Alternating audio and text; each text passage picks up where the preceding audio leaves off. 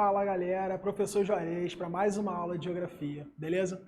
E hoje a gente vai dar continuidade à matéria falando da nova ordem mundial e de regionalizações que vão surgindo no mundo atual, beleza? Se antes nós tínhamos uma ideia de bipolaridade, se nós tínhamos Estados Unidos de um lado e União Soviética do outro, tá? O mundo vivia uma ideia, chamada de bipolar. Agora, nós passamos a viver nessa nova ordem mundial algo que nós vamos chamar de multipolaridade.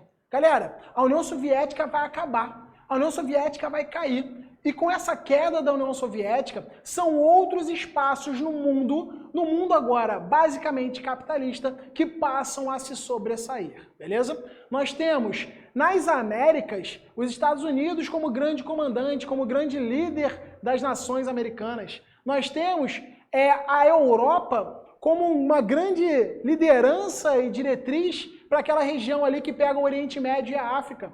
E nós temos o Japão, pegando grande parte da Ásia e pegando também a Oceania para ser a sua zona de influência.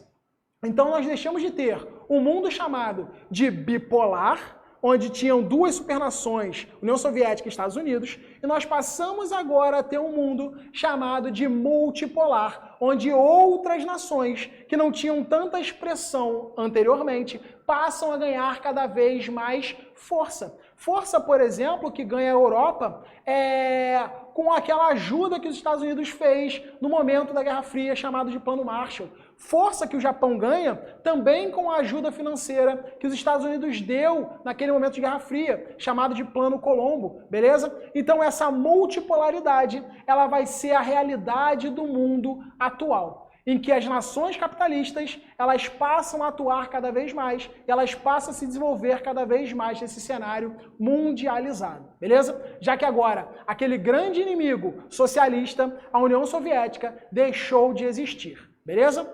Com isso, a gente consegue ver que as divisões não são mais como eram anteriormente. Se naquele momento da Guerra Fria nós tínhamos primeiro, segundo e terceiro mundo, nós passamos a ter atualmente uma regionalização que é diferenciada. Uma regionalização, por exemplo, sobre países do norte e países do sul. Aí você vai falar, não, essa regionalização eu sei, é uma regionalização que fala só de geografia. Pegou a linha do Equador, norte, países do norte. Linha do Equador, sul, países do sul. Nada disso, galera, nada disso. Países do norte e países do sul com viés econômico, beleza? Nem todos os países que estão no norte pertencem a essa regionalização do norte e nem todos os países que estão no sul pertencem à regionalização do sul. Como é que a gente vai ver isso? Os países do norte, galera, eles vão ser de maior concentração econômica e desenvolvimento. Os países do sul, eles vão ser os países mais pobres ou países que estão ainda em processo de desenvolvimento. Como a gente vê nesse mapinha aqui. Olha que coisa linda esse mapa. Nós temos laranja, nós temos vermelho, tá? Laranja representa os países do norte. Olha lá, pegando Estados Unidos e Canadá, pegando parte da Europa, pegando lá, né, a Ásia, o Japão entrando dentro desse critério, pegando lá também, ó, a Coreia do Sul. E olha que engraçado, aqui no sul, quem tá aqui? Quem tá aqui? Parte da Austrália e da Nova Zelândia. A Austrália e a Nova Zelândia também fazem parte desses países que têm a regionalização do norte por conta dos critérios socioeconômicos. E do outro lado, nós temos os países do sul. Olha lá, do México para baixo, né, do México para o sul da América, nós temos essa denominação. Nós temos a África como um todo, Oriente Médio. Olha que engraçado. Parte, por exemplo, de alguns países, né, como parte da Índia, que está no norte, também vai estar... Parte da Índia não, né? A Índia que está no norte, a China que está no norte, também vão ser tratadas como países do sul. Porque são o quê? Olha lá, são países mais pobres ou estão em processo de desenvolvimento. Tranquilão? Galera, seguindo aqui, nós podemos ter também uma regionalização a partir do desenvolvimento que esses países vão ter, tá bom? Então, o mundo, ele pode ser dividido em níveis de desenvolvimento. Nós podemos ter um nível, né, de desenvolvimento muito grande em alguns lugares e um nível de desenvolvimento muito baixo em outros lugares. Tranquilo? Nós temos, por exemplo, países que são desenvolvidos que são os países que estão em vermelho, tá certo? Países que estão aí num vermelho um pouquinho mais claro são países em transição, tá certo? E, por outro lado, nós temos os países que estão em desenvolvimento, que estão nesse rosa clarinho, que representam a grande parte, né, a maioria dos países no planeta. Tranquilão? E o que a gente não tem nada, tem só lá a Antártida. Show? Galera, então, ó, quem são os países desenvolvidos? Quem são as economias desenvolvidas, né?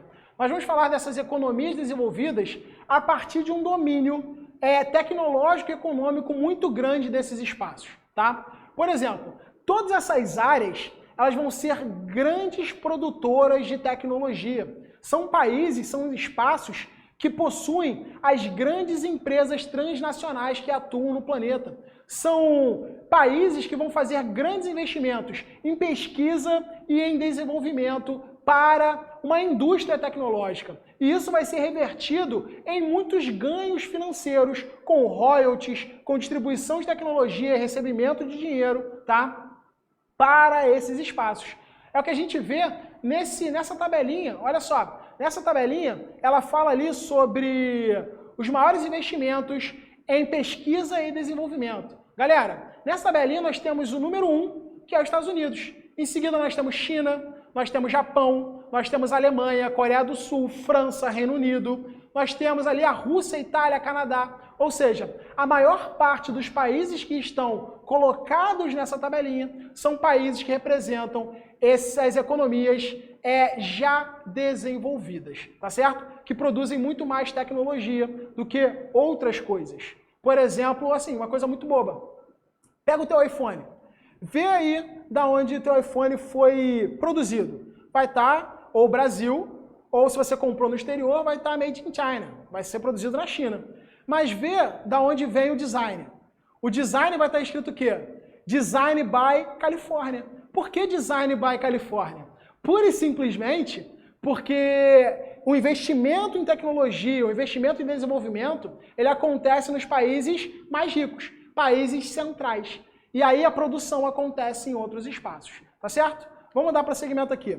Olha só, o que são as economias em transição, galera? Muito simples. As economias em transição são os países que eram socialistas e que agora passam por um processo de virar países capitalistas. E a gente vai ter uma série de nações no planeta que seguem essas diretrizes de deixar de seguir, né, uma ideologia, uma filosofia, uma política socialista para virar todo o contrário, virar uma política capitalista do mundo de hoje, uma política que está muito mais presente no mundo que nós temos hoje em dia, nessa nova ordem mundial, tá? E seguindo, nós temos as economias em desenvolvimento. Gente, a grande diferença das economias em desenvolvimento para as desenvolvidas, ou para as economias que estão em transição, tá? Vai estar diretamente associado a países que foram, em sua maioria, colonizados. Países que foram colônias dos europeus, mas que não foram qualquer tipo de colônia, que foram colônias principalmente chamadas de colônia de exploração. E eles carregam uma herança com isso. Qual é a herança, galera? Os países que foram colônia de exploração, eles carregam uma herança pautada naquele setor primário. O que é o setor primário? É a agricultura, é a pecuária, é a exploração mineral. Esses países, então, eles vão ser grandes produtores, tá? Eles vão ter a maior parte da população trabalhando em setor primário e no setor terciário, que é o de serviços, tá? Não tendo uma grande ênfase na indústria, o que torna eles grandes exportadores no comércio mundial das chamadas commodities, ou seja, matérias-primas que têm o seu valor, o seu custo, né, o seu preço, sendo pautado na Bolsa de Valores. E uma característica importante desses países é que eles carregam uma herança dessa época de colônia. Ou seja, eles são nações grandes muitas vezes, mas eles têm uma grande desigualdade social, uma má distribuição de renda. Eles têm uma dependência econômica, política e tecnológica dos países desenvolvidos, que é muito grande. Eles têm uma exploração, né, muito focada na matéria-prima e pouco desenvolvimento industrial, embora tenha algum desenvolvimento industrial, tá? A população está principalmente concentrada no setor primário e terciário. A gente vai ter altos índices que deixam o IDH muito baixo, de analfabetismo, de mortalidade, de renda dessa população, tá? A expectativa de vida nesses lugares não é tão elevada. A gente tem ainda, né, muitas consequências desse passado enquanto colônia. Não houve desenvolvimento tão grande dessas nações, a não ser de algumas poucas que nós podemos destacar no mundo, que nós vamos chamar de países emergentes. Olha só, galera, os países emergentes também foram colônias lá, muitos, né, de exploração, mas eles já estão em desenvolvimento muito mais acelerado. Um exemplo disso é o Brasil, que embora seja um país que ainda depende muito da exploração mineral, que ainda depende muito da agricultura, também é um país que tem a sua indústria já desenvolvida. Também é um país que exporta produtos além desses primários. E eu trouxe alguns para destacar para vocês. Olha só, nós temos, por exemplo, nas Américas, Brasil, o México, que são os mais fortes.